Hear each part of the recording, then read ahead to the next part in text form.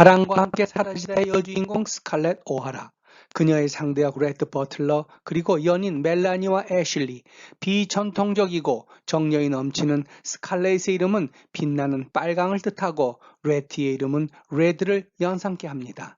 스칼렛은 이상하게도 애슐리에게 이끌립니다.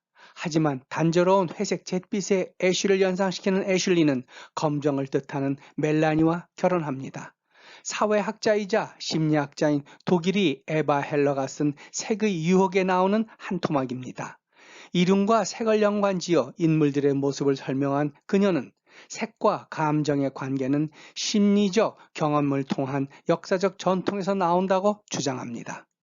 그래서 그런가요? 영화는 스칼렛 이름답게 그녀의 붉은 드레스, 붉은 주단이 깔린 층계, 레트가 전쟁터로 가기 위해 마차와 스칼렛을 남기며 포옹하는 뒤로 전쟁의 붉은 화마 배경 등 스크린은 붉은색들로 가득합니다. 그리고 이것은 빨강이 흔히 피와 생명, 더 나아가 죽음을 연상시키듯 스칼렛의 감정 또한 사랑에서 질투, 시기, 허세, 그리고 증오까지 다변하는 것을 잘 보여주는 듯 합니다. 그럼 잿빛을 뜻하는 애슐리와 검정을 뜻하는 멜라니는 잘 맞는 한 쌍이 된 반면 빨강을 뜻하는 스칼렛과 붉은색을 뜻하는 레트는 어떻게 되었을까요?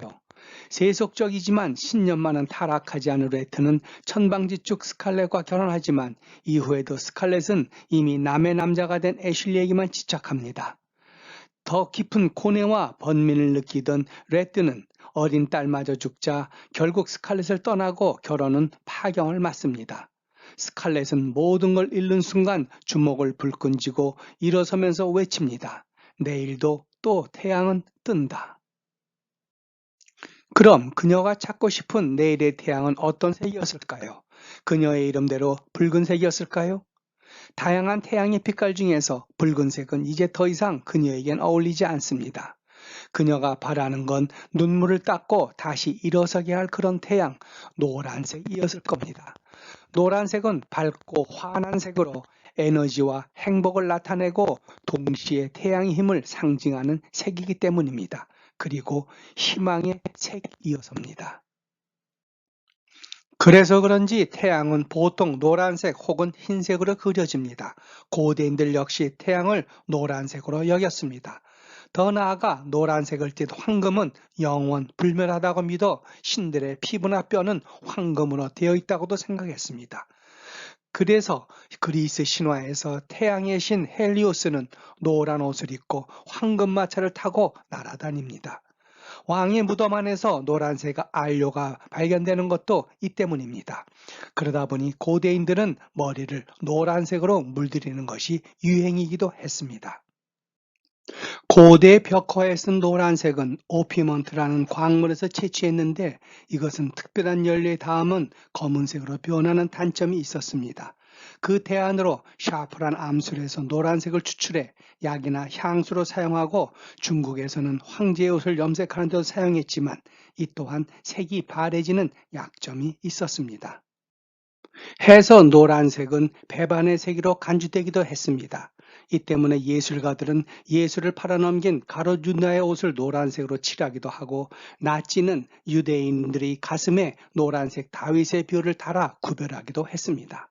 그러던 것이 18세기, 19세기에 들어 예술가들은 인물화 의상이나 자연의 노란색을 주로 사용하여 분위기나 감정을 나타내기도 했는데 가장 노란색의 매료대에 사용한 이는 빈센트 반 고흐입니다.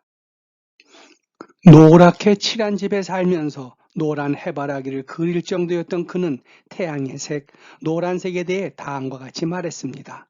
태양, 더 좋게 표현할 말이 없구나. 단지 노란색, 밝은 황색, 옅은 레몬 금색이라고 부를 수밖에 없는 빛, 얼마나 아름다운가. 하지만 태양은 그 스펙트럼대로 무지개를 넘어 수많은 빛깔을 자랑합니다. 그리고 이 다양한 색들은 에바 헬러가 주지했듯 저마다 분위기와 감정을 갖고 있어 우리네 생활에 많은 영향을 끼칩니다. 나무의 싱그러운 초록빛이 안정감을 준다면 이글거리는 붉은 태양은 열정을 자극하기도 합니다. 이 때문에 색이 산업 분야에서는 마케팅을 펼치는데, 또 예술 분야에서는 미를 표현하는데, 정신분석학에서는 심리치료에 쓰는 등 그 활동 범위가 이루 말할 수 없습니다. 이를 반영하듯 미국의 세계적인 색채 전문 기업 팬톤은 2000년부터 해마다 올해의 색을 발표해 그해의 색상 트렌드를 주도해 왔습니다. 발표된 색은 그 한 해 동안 디자이너계, 뷰티계, 리빙 분야는 물론 인쇄업계 등 전 산업 분야에 많은 영향을 미치고 있습니다. 이번에 팬톤이 꼽은 2021년 올해의 색은 노란색과 회색입니다. 노란색은 태양빛이 스며든 밝음을 나타내고, 회색은 견고함을 나타냅니다. 해서 밝은 색은 긍정과 희망을 의미하고, 견고한 회색은 평온함과 안정감, 회복력을 의미한다고 설명했습니다.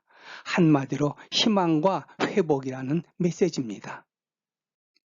지난해 초 느닷없이 침공한 코로나19에 맥을 못 춘 지구촌이 예전에는 미처 경험해보지 못했던 어려움을 겪던 중 연말에 전해진 코로나 백신 소식으로 더 나아질 수 있다는 기대감을 갖고 이를 무기 삼아 반격에 나서고 있습니다. 이러한 때에 노란색과 회색 두 컬러의 조화가 어느 때보다도 힘든 시기를 보내고 있는 우리 일상에 희망과 회복을 가져다 줄 것이라는 바람 속에서 뉴욕타임즈는 이를 두고 터널 끝의 빛이라고 표현했습니다.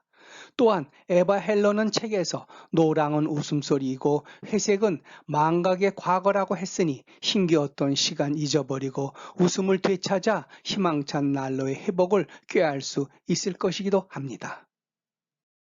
그러고 보면 김유정의 소설 동백꽃도 실상은 회색 줄기에 피는 노란 꽃인 생강나무로 봄빛을 알리는 전령이면서 한방에서는 감기와 오한에 좋다고 하니, 이 또한 코로나의 맞적수가 아닐까 싶습니다.